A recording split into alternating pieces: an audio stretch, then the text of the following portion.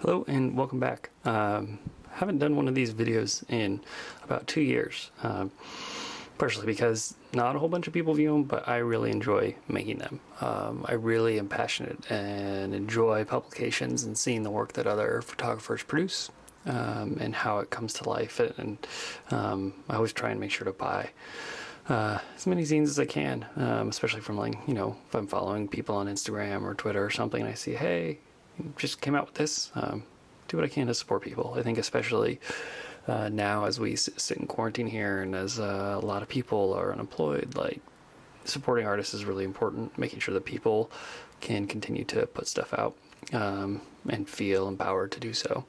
So for those who haven't ever watched an episode of Sunday Reading, I just go through, I talk about a zine. I'm only going to share a couple of photos from this for two reasons. The first being respect for the photographer, and the second so that if you do pick up a copy of this, even though as you can see on the cover here, it's from 2018, so it's about 2 years old, you haven't seen everything that's in it. But to get started here, this is Provisional Arrangements from Josh Chaney. Came out in 2018. It's 8.5 by 11, or I'm sorry, 8.5 by 5.5, so pretty standard zine size. You can see there's a printing on the back, 3 staples. The paper has a pretty nice texture to it that I really like. I'm going to open up the back here really quick as well. We can just see a little bit of information. So Josh Chaney, 2018. JoshChaneyPhoto.com. I'll include a link to that in the description below. 17 out of 50, so it is a limited edition. Signed. A little note here that says love one another and stay humble. And we can see that if we keep going through the back of the book, the title is represented there as well. So as the cover implies, this is instant photographs. And I really love what he did here, and a big reason why, and we'll get to this in a second, is I'll be honest, I'm guilty of this in having a very monotonous look at what images I'm including in a publication of mine. And so to see things that go beyond a standard photograph and to see things past what might be first gleaned just by looking at it, is really inspiring. And even when we look at the cover here, I think there's stuff that kind of goes unsaid, but provides you with extra information about what you'll find in here. We can tell that based on this cartridge, both on the front and the back image, that it's likely going to be Polaroids, standard square Polaroids. Maybe there are 10 of them. It's an empty cartridge after all. Maybe there's going to be some other stuff included in there. They're arranged in a certain way. It's a fantastic title for this series, and I really enjoy it. Love the green that he chose to use as well. It's very simple, and then it carries through in the font, and it's a good reminder that a lot of times covers can be over-designed, and this is an instance where less is more. And if we take one other aspect out of this that I've noticed here, and I've noticed this because I have opened it up, this is likely scanned, and I think that gives us a hint about what we'll find inside. So if we pull the first page, we'll just see the title again there.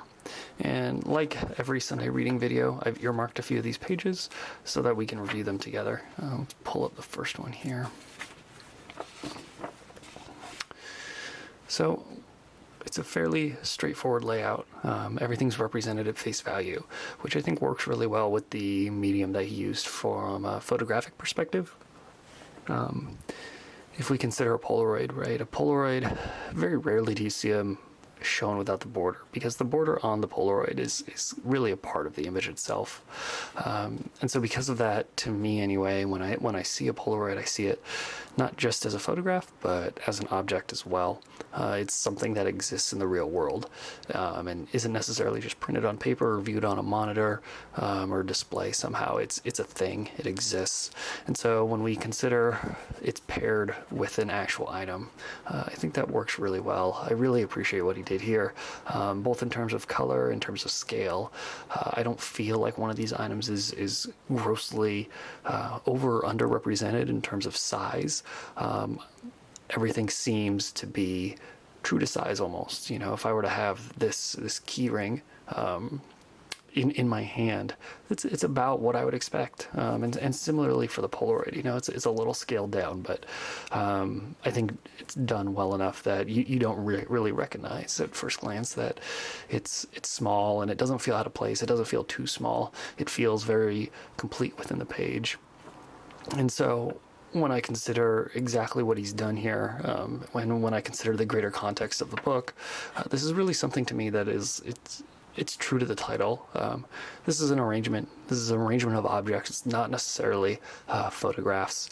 And I think that's kind of represented as well when we look at how the images of the object itself that's on the right side of the page here of this keyring was captured. It looks like it was scanned. It's not necessarily a photograph. It's very evenly lit. And I see that kind of parody with how, you know, a lot of photographers will digitally archive their instant images as well. It's a scan. It's something you put on a flatbed and you move the scanning lens over it in a single pass. The lighting kind of comes from one direction. It's all represented here as well, and I just really enjoy that. The color balance, the way that I see like the object taking up this space that's kind of cast by this lamp on the left. Despite the lamp only, you know, being 2/3 of the image itself, you know, there's this pillow here that kind of blocks it off. But if we kind of cover that up, you could almost imagine like placing this right in the positive space that's created by the subject of the photograph. It's a really nice pairing. If we go to the next page, we see a similar kind of layout, and again we see good representative scale. I love the color matching here, what he's done with the positive and negative, and you can really start to see a theme build too, both in terms of what the objects are and what the photographs are taken of. Lots of textures and textiles, lamps. You get the feeling that these are places that he's visited, and potentially objects that he's picked up through those visitations.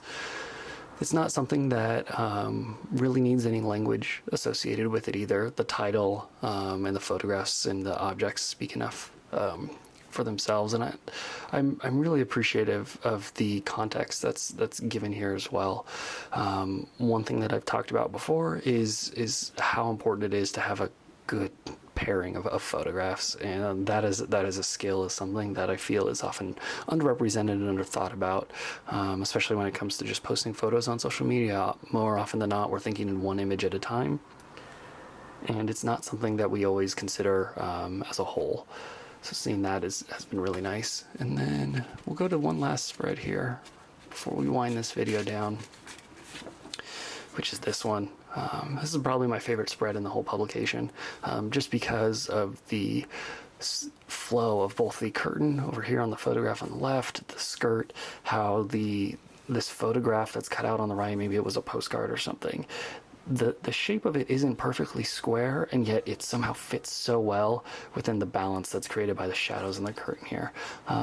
It's a spread that I've stared at just over and over and over again, really trying to understand more about it and see what else I can uncover. So with that said, this is Provisional Arrangements, again by Josh Chaney. Really want to thank you for watching, taking the time to view these videos. I might still pump out one or two depending on what zines I can pull out of my archive.